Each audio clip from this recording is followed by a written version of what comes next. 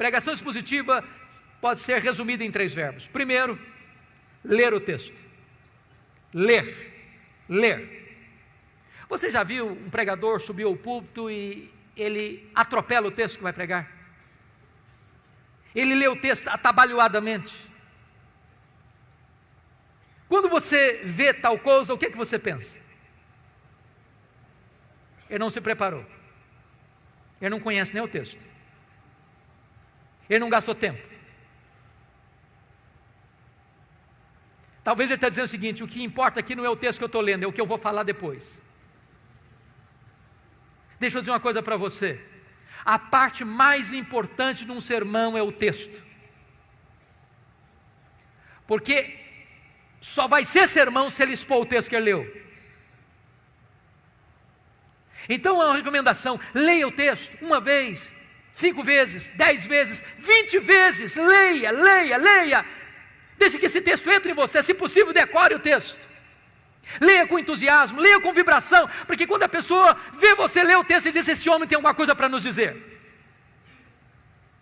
Segunda coisa, segundo verbo, explicar o texto. Calvino dizia que pregação é explicação da Escritura. A não ser que você explique o texto, você não pregou. Você conhece aquele tipo de pregador que lê o texto, vai embora do texto e nunca mais volta para o texto? Ele viaja, faz viagens internacionais e espaciais. E você pergunta: meu Deus, mas por que ele leu esse texto?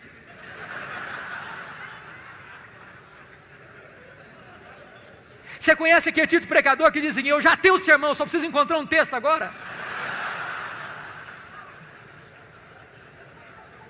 O sermão emana do texto. O sermão é a explicação do texto. E por isso nós temos uma palavra técnica que os pastores conhecem, que é exegese. Exegese vem de um prefixo ex, que significa tirar do texto o que está no texto. Cave o texto, descubra o texto, veja o que está lá.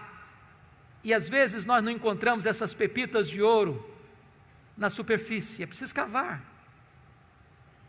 Esse é o papel do pregador: ir para o texto, perguntar ao texto, mergulhar no texto, descobrir as riquezas do texto, trazer isso à tona. Sabe, irmãos, quando uma igreja se acostuma com pregação expositiva, ela não quer mastigar palha mais. Depois que ela descobre a riqueza da Escritura, ela não tolera mais escutar sermão que não seja focado na Escritura, que exponha a Escritura. O contrário de exegese é exegese. Exegese tem o prefixo eis, significa colocar lá, o que não está lá. Tem muito pregador que vai para o púlpito com as suas ideias, e ele tenta impor ao texto o que ele pensa, o que ele acha. Ele já tem uma ideia preconcebida, mas isso não é pregação. Pregação é quando você vai para a Escritura e deixa que a Escritura fale, você é apenas o canal, você é apenas um instrumento. O terceiro verbo, importante pregação expositiva: primeiro é ler o texto, segundo é explicar o texto, terceiro é aplicar o texto. Dr. John Stott escreveu um livro importantíssimo, que penso ainda não está em português, Entre Dois Mundos, e ele disse que pregação é a união desses dois mundos, o texto antigo com o ouvinte contemporâneo.